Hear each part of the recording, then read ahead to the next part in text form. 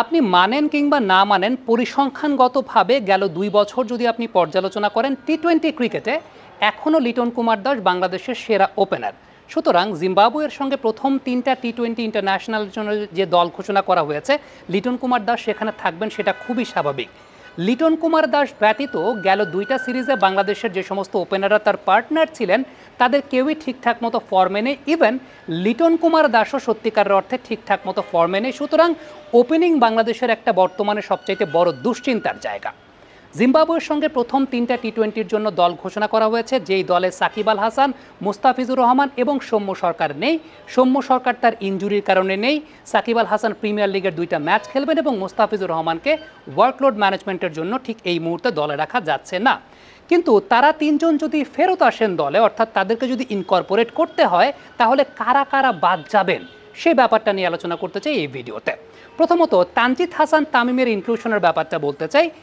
এখন পর্যন্ত টি-20 ক্রিকেটে তার ডেবিউ হয়নি, কিন্তু তাকে নেওয়া হয়েছে। তার পেছনে সবচেয়ে বড় কারণটা হচ্ছে তিনি যে ধরনের ক্রিকেট খেলেন সেটা টি-20 ক্রিকেটের সঙ্গে সবচেয়ে বেশি মাত্রায় মানানসই। গেল বছরের বিপিএলে তানজিদ হাসান তামিম বাংলাদেশের ফ্রন্টলাইন ওপেনারদের মধ্যে সবচাইতে ভালো স্ট্রাইক রেটে ব্যাটিং করেছেন এবং সেই স্ট্রাইক রেটটা ১৩৫-এর বেশি। আপনি খেয়াল করে দেখবেন তামিম ইকবাল খান, নাইম শেখ, এনামুল হক বিজয়, লিটন কুমার দাস কিংবা সৌম্য সরকার, যারা আমাদের এখানকার ট্রেডিশনাল ওপেনার আছেন, যদিও সৌম্য ওপেনিংয়ে ব্যাটিং করেননি বিপিএলে, যারা আছেন তাদের মধ্যে সবচাইতে সমৃদ্ধশালী স্ট্রাইক রেটটা কিন্তু তানজিদ হাসান তামিমের। এবং এটা একটা অনেক বড় রিজন যে একজন ওপেনার তিনি স্ট্রাইক রেটটা ভালো মেনটেন করে গেছেন বিপিএলে। একটা সেঞ্চুরি করেছেন, 2টা হাফ সেঞ্চুরি করেছেন, এটা তাকে টি-20 ওয়ার্ল্ড কাপের বিবেচনায় একটা ফেয়ার চান্স দিচ্ছে।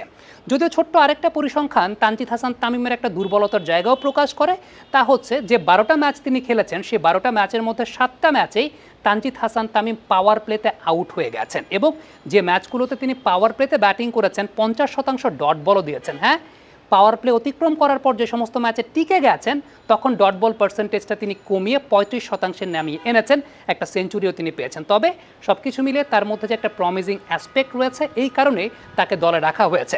পারভেজ হোসেন ইমনকে দলে রাখার পেছনে কারণটা হচ্ছে এই বছরের ডিপিএলে তার কারেন্ট ফর্মের জায়গাটা। দুর্দান্ত ফর্মে আছেন, সেঞ্চুরি করেছেন, স্ট্রাইক রেটটা বেশ ভালো মেনটেন করছেন। তবে টি-20 ক্রিকেটের প্রেশার কতটুকু হ্যান্ডেল করতে পারবেন সেটা হয়তো বা জিম্বাবুয়ের সঙ্গে সিরিজে দেখা যাবে।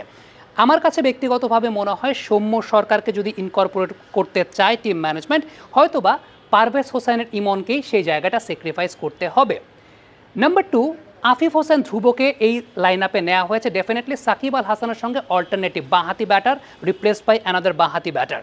তো এই জায়গাটায় আফিফ হোসেন ধ্রুবর পারফরমেন্সটা অনেক ইম্পর্টেন্ট ফ্যাক্টর হিসেবে কাজ করবে। যদি তিনি মিডিওকার পারফরমেন্স করেন, অবশ্যই সাকিব আল হাসানকে ইনকর্পোরেট করতে হলে আফিফ হোসেন ধ্রুবকেই জায়গাটা স্যাক্রিফাইস করতে হবে। বোলিং পার্সপেক্টিভ থেকে চিন্তা করলে 5জন পেসার ফ্রন্ট লাইনে আপনি চিন্তা করতে পারেন। তাসকিন আহমেদ, শরীফুল ইসলাম, মুস্তাফিজুর রহমান, তানজিম হাসান সাকিব এবং মোহাম্মদ সাইফুদ্দিন। মোহাম্মদ সাইফুদ্দিনের ব্যাট বল 2 ধরনের ক্যাপাবিলিটি রয়েছে। সাইফুদ্দিন হয়তোবা অটো চয়েস হিসাবে টপ 15-এ থেকে যাবেন। সুতরাং এই জায়গাটায় মুস্তাফিজকে যদি আপনি ইনকর্পোরেট করতে চান, একটা জায়গায় দেখা যায় এখন পর্যন্ত, তা হচ্ছে তানজিম হাসান সাকিব। যদিও তানজিম হাসান সাকিব কিন্তু বেশ ভালো বোলিং করেছেন ওয়ানডে ফরম্যাটে, তার কার্যকারিতা আমরা দেখেছি। লাস্ট নিউজিল্যান্ডেও তিনি ম্যান অফ দ্য ম্যাচ হওয়ার গৌরব অর্জন করেছিলেন। বাংলাদেশের মাটিতেও বেশ ভালো বোলিং করেছেন, রাইট টাইমে ব্রেক থ্রু দিয়েছিলেন শ্রীলঙ্কার সঙ্গে। তবে এই জায়গাটা টি-20 ফরম্যাট বিবেচনায় তাসকিন আহমেদ বাংলাদেশের prime fast bowler, Shariful recent পাস্টে অনেক ইমপ্রুভ করেছেন, মুস্তাফিজকে সেখানে আপনার রাখতেই হবে, এক্সপিরিয়েন্স একজন ক্যাম্পেইনার।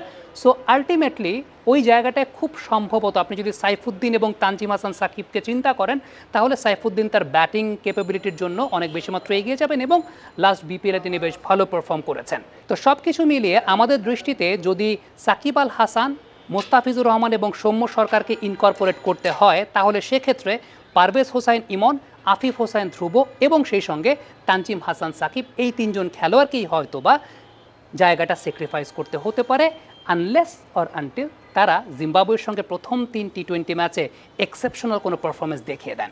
কমেন্ট বক্সে আপনাদের মন্তব্য মতামত জানতে চাই। যমুনা টেলিভিশনের সঙ্গেই থাকবেন।